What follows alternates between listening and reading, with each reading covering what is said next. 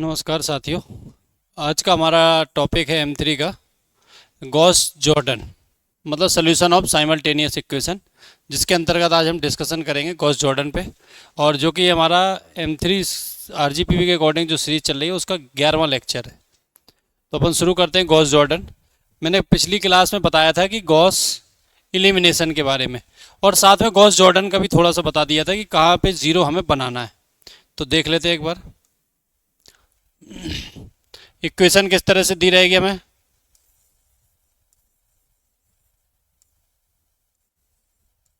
Gauss Jordan a1x plus b1y plus c1z is equal to d1, a2x plus b2y plus c2z is equal to d2, a3x plus b3y plus c3z is equal to d3। सबसे पहले क्या बनाएंगे हम, ax is equal to b। A क्या क्या है हमारा, a1 b1 c1, a2 b2 c2, a3 b3 c3। x क्या है, x y z। और ये क्या है हमारा d1 d2 d3। स्पीड में इसलिए लिख रहे हैं क्योंकि गॉस एलिमिनेशन में बहुत आराम से बताया मैंने हर एक चीज़, ठीक है, कैसे बनाते हैं कैसे क्या। यदि आप सीधे इसी लेक्चर पे आए हो तो इसके पहले वाला 10वें नंबर का लेक्चर आप देख लो, जिसमें अपन ने गॉस एलिमिनेशन में सारा डिस्कशन किया है। इसके बाद augmented matrix. Augmented matrix, augmented matrix का मतलब होता है ए और बी की कंबाइंड मैट्रिक्स। तो सबसे पहले कंबाइंड मैट्रिक्स बना लेते हैं, a1 b1 c1 d1, a2 b2 c2 d2, a3 b3 c3 d3। इसके बाद प्रिंसिपल डायगोनल सब बताया मैंने कि प्रिंसिपल डायगोनल क्या होता है, 1 1 2 2 3 3 के एलिमेंट प्रिंसिपल डायगोनल। ये नीचे वाले ट्रायंगल को ज़ीरो करना है, इसको ज़ीरो बनाना है। इन मतलब जो भी प्रिंसिपल डायगोनल के नीचे जितने भी एलिमेंट्स हैं, जितने भी वैल्यूज़ हैं, सभी वैल्यूज़ को ज़ीरो करना है। और आर्गुमेंटेड मैट्रिक्स है तो केवल और केवल रो ऑपरेशन लगेंगे, रो ऑपरेशन परफॉर्म करेंगे, कॉलम ऑपरेशन को परफॉर्म नहीं कर सकते। क्यों नहीं कर सकते सब बताया हुआ है। तो अब चलते हैं अपन सीधे क्वेश्चंस पे चलते हैं। आज का पहला क्वेश्चन हमारा ये, apply Gauss Jordan method to solve the equation. सबसे पहले क्या बनाते हैं, मैट्रिक्स बनाते हैं, यानी A X is equal to B बनाते हैं। बना लेते जल्दी से, A X is equal to B क्या है, ये 1 1 1 2 -3 4 3 4 5। एक्स की वैल्यू क्या है, एक्स वाई एंड जेड। और ये वैल्यू क्या गिवन है, 9 13 एंड 40। जैसे यहाँ तक आओगे तो क्या बनाओगे, augmented matrix. Augmented matrix, augmented matrix का मतलब क्या है, combined matrix of A and B बनाना है हमको। पर इसका हम आंसर पहले ही निकाल सकते हैं कि एक्स की वैल्यू क्या आ रही है, वाई की वैल्यू क्या आ रही है एंड जेड की वैल्यू क्या आ रही है। ये निकालना बहुत आसान है, तो इसको अपन निकाल लेते हैं। वो कैलसी से निकालेंगे। सबसे पहले ऑन करके मोड को प्रेस करेंगे, इक्वेशन आ जाएगा इक्वेशन। 3 वेरिएबल है तो 3 प्रेस कर देंगे। a1 यानी x के इंटू में क्या है 1, b1 यानी कि 1, z के साथ क्या है 1, d के साथ क्या है 9, यहाँ x के साथ क्या है 2, a2 की वैल्यू है, b2 की वैल्यू -3 है, c2 की वैल्यू 4 है, d2 13 है, a3 3 है, b3 4 है, c3 5 है और ये 40।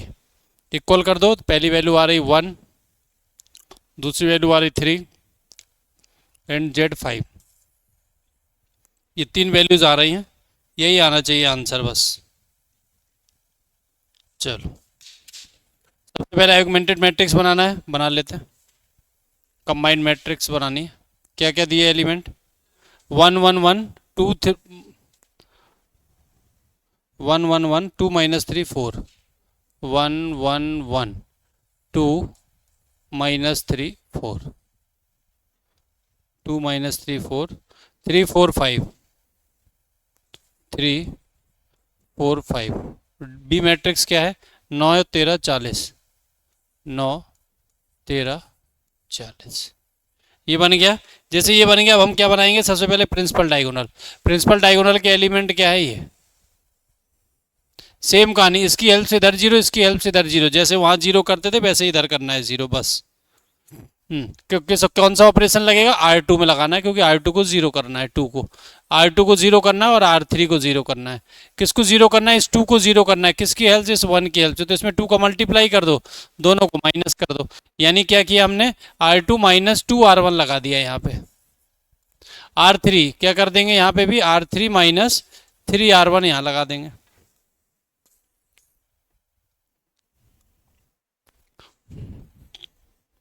पहली वैल्यू क्या है, 1 1 1, ये वैल्यू क्या है 9, ये वैल्यू तुमने जीरो बनाई है, बाकी वैल्यू सब कैलसी से अब सॉल्व कर लो। कैलसी सॉल्व कैसे करेंगे, R2 है, ध्यान दो यहाँ पे अच्छे से, R2 की वैल्यू क्या गिवन है यहाँ पे, -3, तो -3 लिख लिया हमने।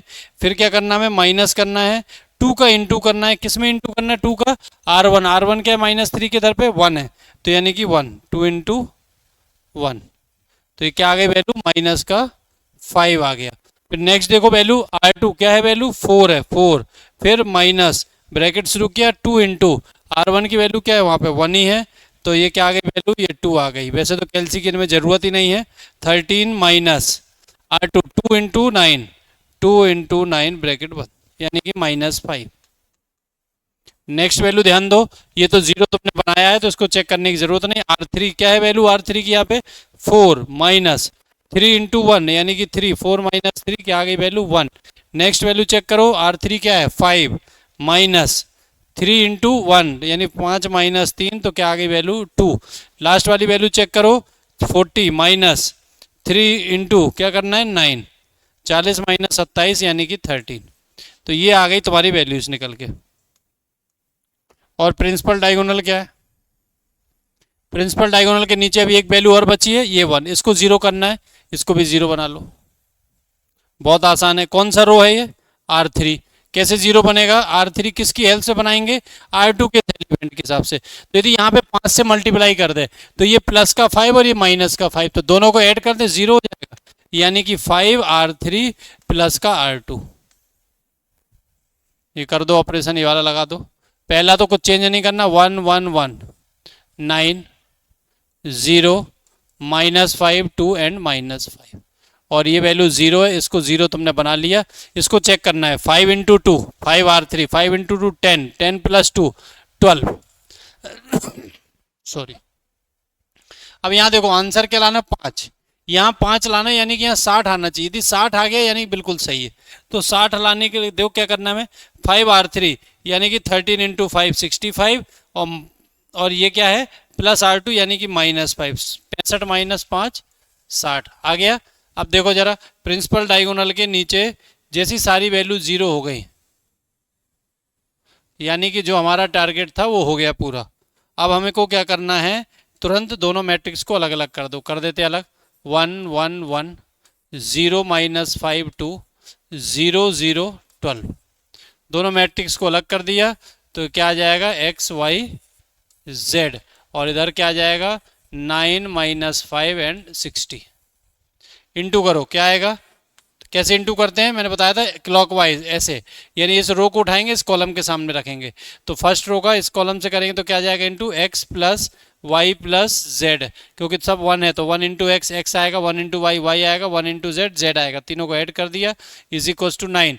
इसको उठा के इंटू करो, 0 into x 0 minus 5y plus 2z is equals to -5। इसको उठा के इंटू करो, 0 into x 0, 0 into y 0, 12z, 12z is equals to 60। तो यहाँ से z की वैल्यू तो आ गई क्या, 60/12, 60/12 यानी कि 5। z की वैल्यू उठा के सेकंड इक्वेशन में रख दो, क्या आ जाएगा, -5y प्लस 2, z की वैल्यू क्या है 5 इज इक्वल्स टू -5, माइनस का 5y is equals to -5, minus का 5 2 10, माइनस का 5y is equals to minus का 15, तो यानी कि y is equals to 3। Check कर लो आंसर यही आ रहा होगा, y is equals to 3।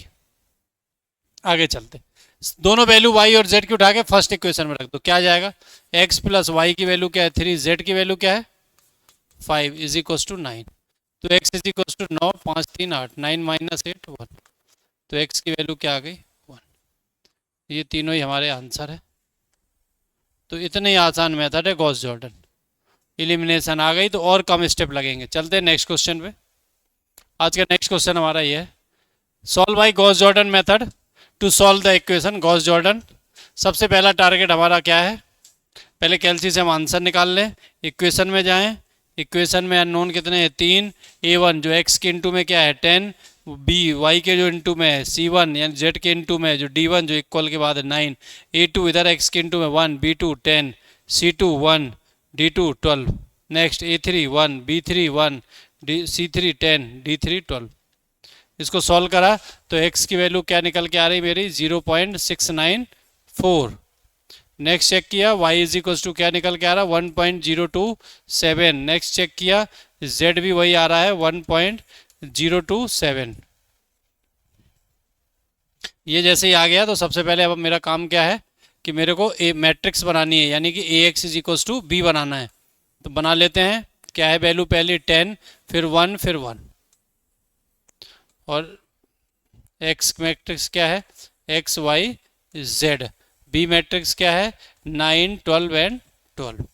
Second line देखो क्या है 1 10 1 1 1 10। जैसे ये आ गया फिर क्या बनाते हैं आयुगमेंटेड matrix, augmented matrix, augmented matrix मतलब ए एंड बी की कंबाइंड मैट्रिक्स और कॉलम ऑपरेशन यूज नहीं होते हैं। ठीक है, तो बना लेते हैं ए और बी की कंबाइंड मैट्रिक्स।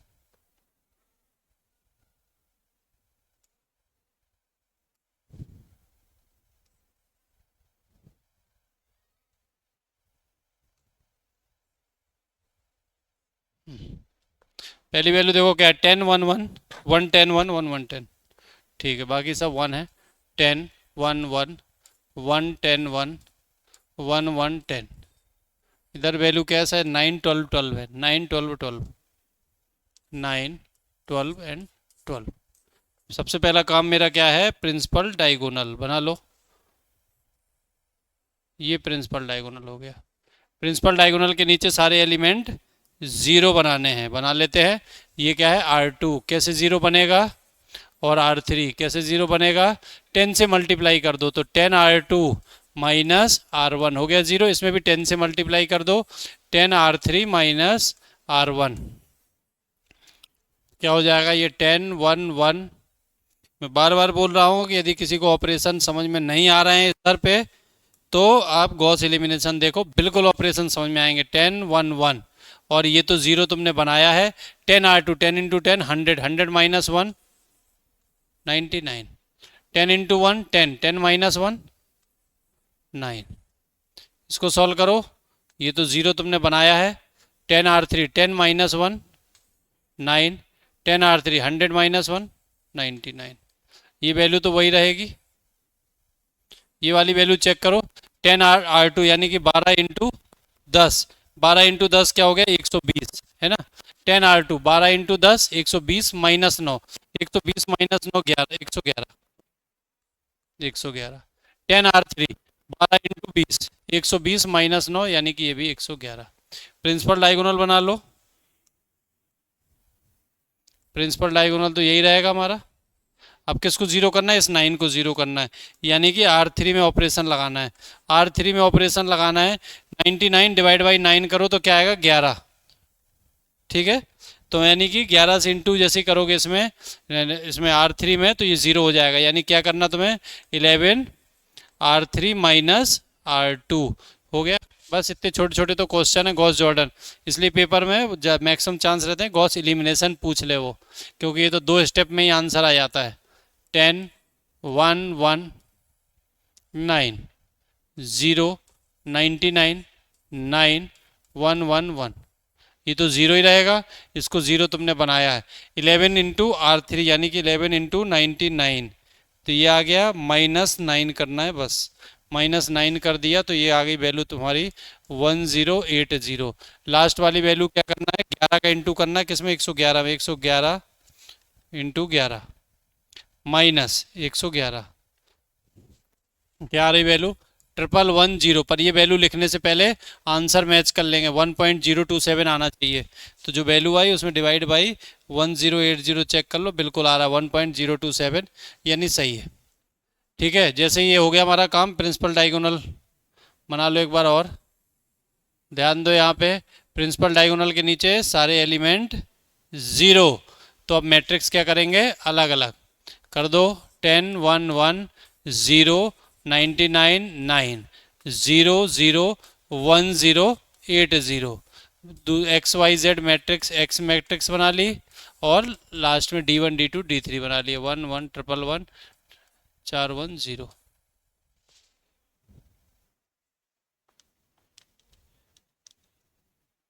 तीन 1 0 सॉरी। इंटू करो, कैसे करते हैं, रो का कॉलम से। इस रो को उठाओ कॉलम के सामने रखो, क्या आ जाएगा 10x plus y plus z is equal to 9। इसको उठा के इंटू करो, 0 इंटू एक्स 0, 99 इंटू वाई तो 99y plus 9z is equal to 111। इसको उठा के इंटू करो, क्या आ जाएगा ये 1080 z इज इक्व टू 1110। तो यहाँ से z की वैल्यू तो डायरेक्ट ही आ गई, 1110 डिवाइडेड बाई 1080, क्या आ रही वैल्यू 1.0278। ये z की वैल्यू उठा के रख दो सेकेंड इक्वेशन में, क्या आ जाएगा 99y plus 9 into z 1.0278 is equal to 111। ठीक है, इसमें किसका इंटू करना है, 9 का। 9 का इंटू कर लिया उसमें, और 111 माइनस जो आंसर आया वो कर दिया। तो क्या आ गया ये 99y इज इक्व टू 101.75 और इसमें डिवाइड बाई 99। तो y इज इक्व टू क्या निकल के आ गया 1.0278।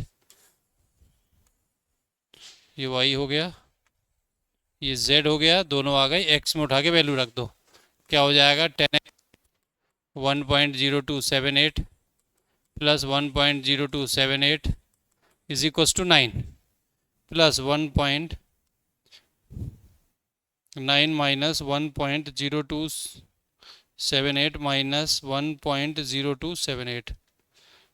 तो 10x इज इक्व टू क्या आ गया तुम्हारा 6.9444 डिवाइडेड बाई 10। यानी कि 10 से तो डिवाइड करने की ज़रूरत नहीं, केवल पॉइंट ही खिसकता है बस। ये तीनों वैल्यू हो गई, बहुत आसान है गॉस जॉर्डन। चलते नेक्स्ट क्वेश्चन पे आगे। आज का नेक्स्ट क्वेश्चन हमारा ये है गॉस जॉर्डन।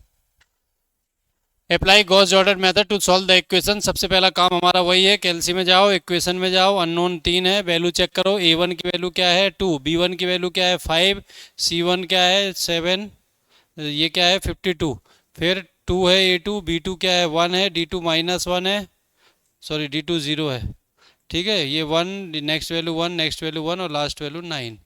इसको सॉल्व किया तुमने तो x की वैल्यू क्या निकल के आ रही 1, इक्वल करो y की वैल्यू क्या आ रही निकल के 3, फिर इक्वल करो z की वैल्यू क्या निकल के आ रही 5। ये आना चाहिए मेरे आंसर। तो सबसे पहला मेरा काम मैट्रिक्स बना ले, ax is equal to b। A matrix बनाओ 2 5 7 2 1 माइनस 1 1 1 1 और x कैपिटल x क्या है x y z is equal to ये क्या आ जाएगा 52 0 एंड 9। इसके बाद क्या बताया मैंने बनाने के लिए, आयुगमेंटेड मैट्रिक्स। आयुगमेंटेड मैट्रिक्स मतलब combined matrix of A and B. बना लेते ए एंड बी की कंबाइंड मैट्रिक्स, बहुत आसान मेथड है ये। 2 5 7 2 5 7 दिया था, 2 1 माइनस 1 2 1 माइनस 1 और ये लास्ट तो 1 1 1। ठीक है, 52 0 9 52 0 9।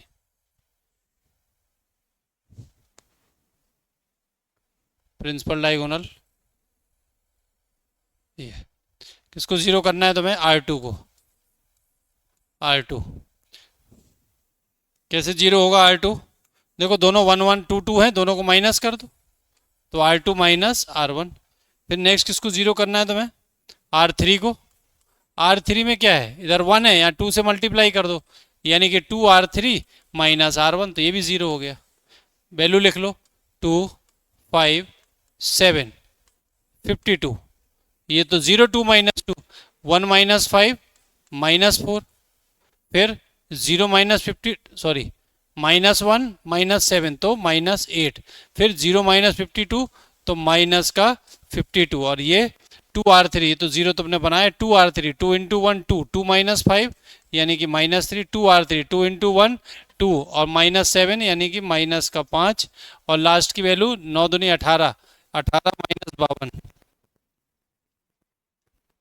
52, 18 - 52 कर लो तो क्या आ गया -34। प्रिंसिपल डायगोनल बना लो और आंसर। अब किसको जीरो करना है? इस -3 को जीरो करना है। कर लेते जीरो। कैसे जीरो होगा? R3 है, क्या करें इसमें 4 से इंटू कर दें, यानी कि 4R3। इसमें किससे इंटू कर दें? 3R2। अब देखो दोनों के सेम साइन है तो क्या करना पड़ेगा? माइनस, बस R1 वाले एलिमेंट वैसे लिख लो, 2 5 7 52, ये भी वैसे लिख लो, 0 -4 -8 एंड माइनस का 52। ये तो ज़ीरो है, इसको ज़ीरो तुमने बनाया है, 4 × 12 और 5 × 4 -5 × 4, फिर -3 × -8, क्या रही वैल्यू? 4। आंसर क्या है? आंसर चेक कर लो, वही वैल्यू इधर आनी चाहिए, 5 है। 5 का मल्टीपल यानी कि यहाँ 20 आना चाहिए। चेक कर लेते हैं, माइनस का 34 × 4, फिर -3 × माइनस का 52, क्या आ रहा है? 20 आ रहा है, यानी कि बिल्कुल सही है। प्रिंसिपल डायगोनल के नीचे के एलिमेंट सारे, प्रिंसिपल डायगोनल के नीचे जितने भी एलिमेंट है सब जीरो हो गए। मैट्रिक्स को अलग अलग कर लो, तो अलग कर लेते हैं अपन, 2 5 7 0 -4 -8 0 0 4। दूसरी मैट्रिक्स क्या है? एक्स वाई जेड, और इधर क्या है? 52 -52 एंड 20। इंटू तो करने का तरीका वही है मैट्रिक्स का, उठाओ इंटू करो, क्या आ जाएगा? 2x + 5y + 7z = 52। इधर इंटू करो तो माइनस का 4y माइनस का 8z = -52। इधर इंटू करो, क्या आ जाएगा? 4z = 20, तो यानी कि z = 5। z = 5 आ गया, वैल्यू पुट कर दो, क्या आ जाएगा? ये माइनस का 4y माइनस का 8, z की वैल्यू क्या हो जाएगी? 5 = माइनस का 52, तो माइनस का 4y = माइनस का 52 + 8 × 5 = 40, तो ये क्या आ गया? माइनस का 4y = माइनस का 12, तो y = 3, 4 × 12। चेक कर लो आंसर, 3 बिल्कुल सही है। पहले वाली इक्वेशन में वैल्यू पुट कर दो y और z की, तो ये भी आंसर आ जाएगा। 2x + 5 × 3 + 7 × 5 = 52, तो 2x = 52 माइनस 5 × 15 माइनस 7 × 35, तो 2x = 35 और 5 40, 10 50, 52 में से 50 जाएगा तो 2, तो x = बस यही आंसर है। ये है गॉस जॉर्डन, बहुत आसान है, बहुत जल्दी जल्दी हो जा रहे हैं क्वेश्चन। अच्छा एक और दिया है, ठीक है। Apply Gauss Jordan method to solve the equation. इस इक्वेशन को सॉल्व करना है। 10x + y + z = 12। सबसे पहले काम हमारा क्या है? ax = b। बना लो यहाँ पे 10 1 1 2 10 1 1 1 5। यहाँ वैल्यू क्या है? दूसरी मैट्रिक्स x y z, इधर वैल्यू क्या है? 12 13 एंड 7। इसके बाद आर्गुमेंटेड मैट्रिक्स, आर्गुमेंटेड मैट्रिक्स का मतलब combined matrix of A and B बना लेते हैं। आंसर पहले सॉल्व कर लो कैलसी से। इक्वेशन में जाओ, अननोन में जाओ 3, a1 की वैल्यू जो x के इंटू में 10, b1 जो y के इंटू में पहली इक्वेशन में, c1 जो पहली इक्वेशन z के into, d1 12, a2 second equation में जाओ 2, फिर 10, फिर 1, फिर 13, फिर 1 1 5 और लास्ट में 7। क्या रही x = value 1, y = 1 and z = 1। ये आंसर लाना अपने को, ठीक है। चलो आगे चलते हैं। कंबाइंड मैट्रिक्स बना लो सबसे पहले। 10 1 1, देखो जरा, 10 1 1 12 12, 1 10 1 है शायद, 2 10 1 है और 13 2 10, 1 एंड 13। 1 1 5 है और 7 है। 1 1 5 एंड 7। प्रिंसिपल डायगोनल बनाओ सबसे पहले।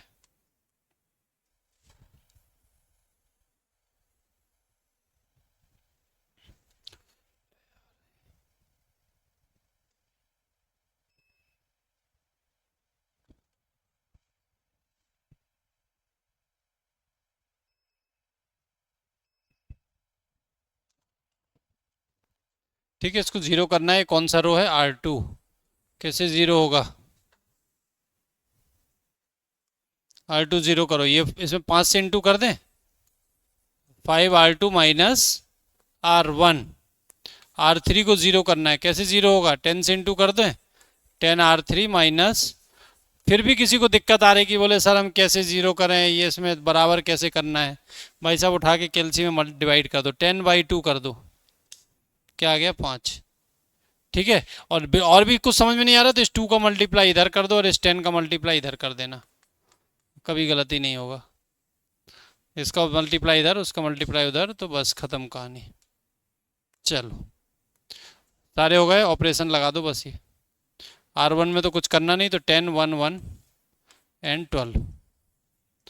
यहाँ लगाओ ऑपरेशन R2 में। 5R2 मतलब 10 minus 10 0। 5R2 10 into 5 50। 5 into 10 50 minus 1 49। इधर लगाओ यही 5 इंटू 1 5। 5 माइनस 1 4। इधर लगाओ फिर अपना 65। 65 माइनस 12। 65 माइनस 12 53।